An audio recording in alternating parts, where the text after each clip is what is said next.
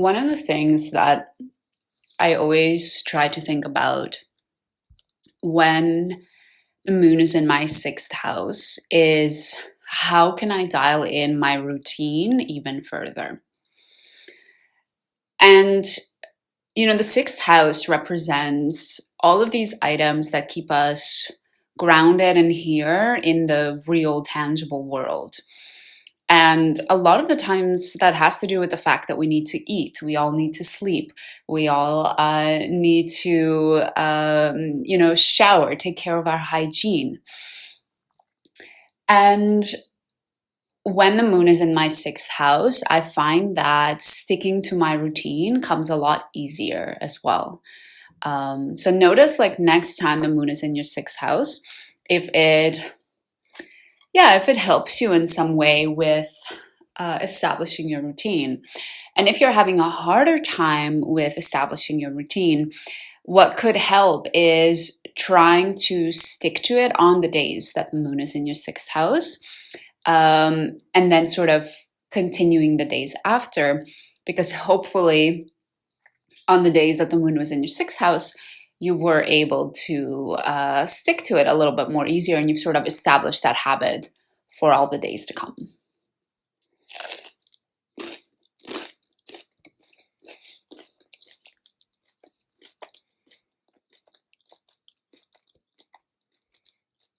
I feel like having a daily routine or a morning routine is something that is so talked about nowadays. Like everybody has like 50-step long morning routines. But at the core of it, like your routine, all it needs to be is a repetitive physical thing that you do every day. Like your routine, you already have a routine. You already have a routine because you go to work, you go to school, you come back at a certain hour, you eat. You already have a routine with the things you eat. Maybe you sort of find yourself cycling through the same meals. So the fact that some people say like, oh, I don't have a routine, that's highly unlikely. I feel like we all have a routine. Maybe that routine is staying up until 2 o'clock in the morning every day, scrolling Instagram. That's possible. But maybe that routine is, making sure you have a shower before bed, reading a little bit before bed. A routine is really at the core of it, just what activities are you engaging in day after day after day? And I think this is why we hear so many people that talk about routines and habits, talk about this idea of starting with one habit, getting that all settled, getting that into your system, letting that habit become a routine, and then adding on something else. Then there's much more of the focus on not building a whole routine from scratch, but rather taking your existing routine and adding one thing to it, or taking your existing routine and removing one thing from it. And those steps are a lot easier as well. And I think that doing this type of activity, removing or adding to your routine on the day that the moon is in your sixth house, should come a little bit easier. So if it's something that you've wanted to consider, you've been thinking about doing it, take a look at when the moon is in your sixth house and then try to do it on that day. And then I hope that will help you.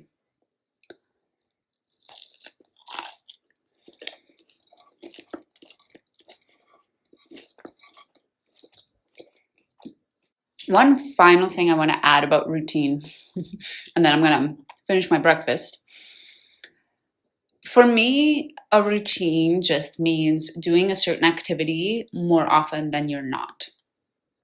So if I fall out of my routine on the weekends, or there's like a holiday and I fall out of my routine, to me that is okay. To me, it doesn't mean that my routine has gone down the drain or that it's no longer my routine. I think if, 30 weeks out of the 52 weeks in a year, I do my routine. And then those other 20 weeks, I don't, because whatever, I'm sick, I'm on holiday, something special is happening. I do think my routine is still my routine for that year. It's not like it's abolished. I think it definitely still counts. So one thing I always try to keep in mind for myself is, it's okay if I've skipped journaling during the weekend, because I'm going to start back up the next day, or on Monday, and that still counts. That is still my routine. Okay, I'm gonna finish breakfast, and then we'll reconvene with the second step in my routine, which I do every morning, which is having a cup of coffee for myself.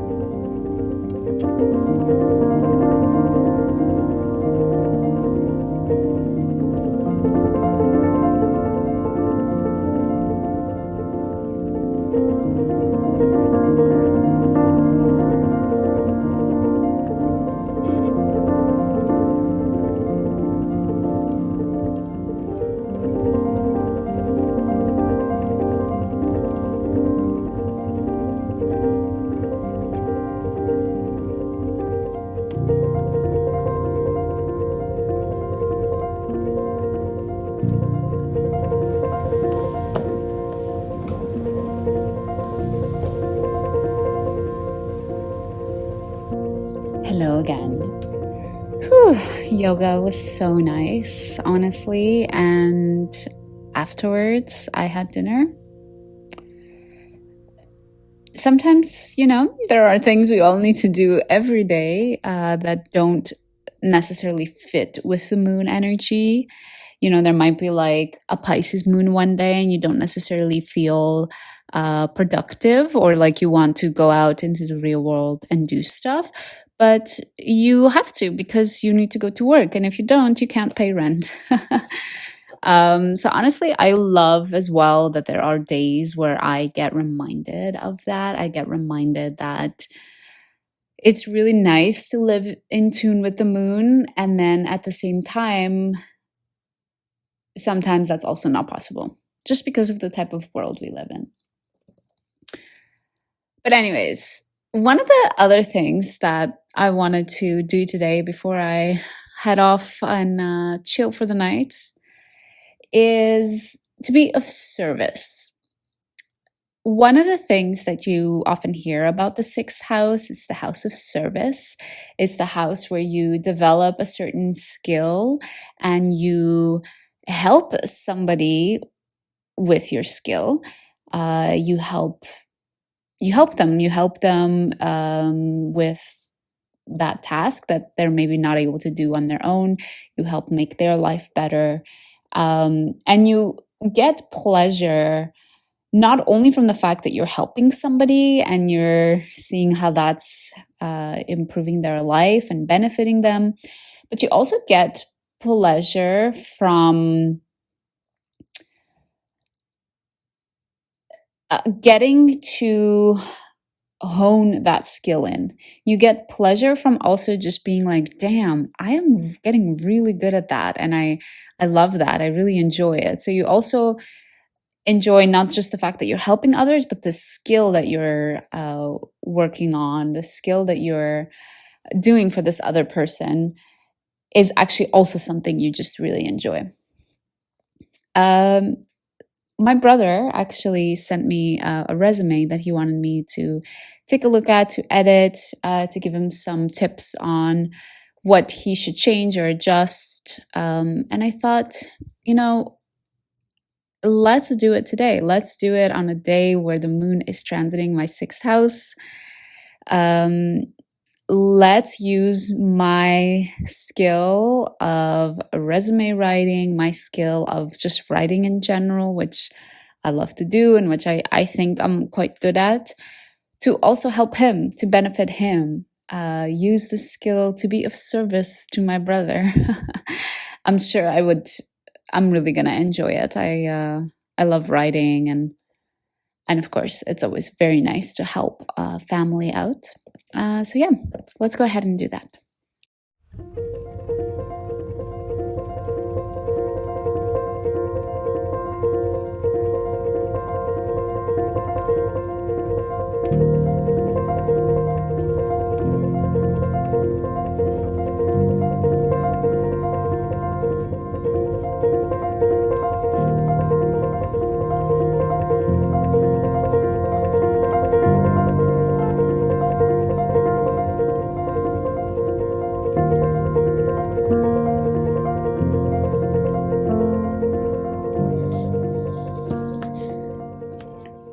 All right. I really hope my brother finds that useful. I really hope I hope he finds it useful. I hope it helps him out with his resume. And it felt really nice. It felt really nice to also be able to help others in a very tangible way by reading their resume and giving them tips and tricks. So that was really nice.